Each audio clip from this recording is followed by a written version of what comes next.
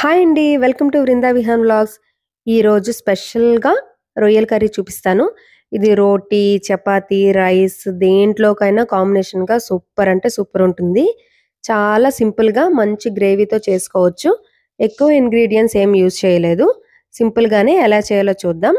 దీనికోసం ఒక పావు కేజీ ప్రాన్స్ బాగా కడిగి పసుపు, ఉప్పు, కారం వేసి కలిపి పెట్టుకోవాలి. ఒక 10-15 నిమిషాలుంటే సరిపోతుంది. ఎక్కువ టైం ఏమి మనం మ్యారినేట్ చేసి పెట్టక్కర్లేదు. ఇప్పుడు ఒక పాన్ తీసుకొని ఆయిల్ 3 టేబుల్ స్పూన్స్ వేయండి. ఆయిల్ వేడైన తర్వాత 4 లవంగాలు, 2 ఇలాచి అలాగే అర ఇంచు దాల్చిన చెక్క వేసి వేయించుకున్న తర్వాత 4, 5 పచ్చిమిర్చి ముక్కల కింద కట్ చేసి వేసి వేయించుకోవాలి. పచ్చిమిర్చి వేగిన తర్వాత ఒక కప్పు కట్ చేసిన ఆనియన్స్ వేసుకొని బాగా కలపాలి. ఈ ఆనియన్స్ అన్నీ లైట్ గోల్డెన్ కలర్ వచ్చిన తర్వాత ఒక స్పూన్ అల్లం వెల్లుల్లి పేస్ట్ వేసి అల్లం వెల్లుల్లి పేస్ట్ కూడా బాగా వేగనివ్వాలి.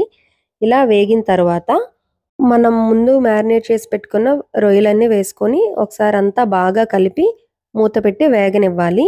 ఇది ఇలా వేగే లోపల మనం దీంట్లోకి క్యాష్యూ టొమాటో ప్యూరీ చేసుకుందాం. ఇప్పుడు ఒక మిక్సీ జార్లో ఒక 10 నుంచి ఒక 15 జీడిపప్పు పలుకులు అలాగే ఒక టొమాటో వేసి మెత్తగా పేస్ట్ లాగా రుబ్బుకోవాలి.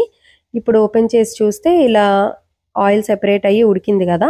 ఇప్పుడు దీంట్లో మనం చేసి పెట్టుకున్న మసాలా పేస్ట్ వేసుకొని అలాగే కొంచెం వాటర్ కూడా యాడ్ చేసుకొని ఒకసారి అంతా బాగా మిక్స్ చేసుకొని మూత పెట్టుకొని ఉడకనివ్వాలి. ఈ టొమాటో ప్యూరీ వేగడానికి ఒక 5 నుంచి 10 నిమిషాలు టైం అయితే పడుతుంది.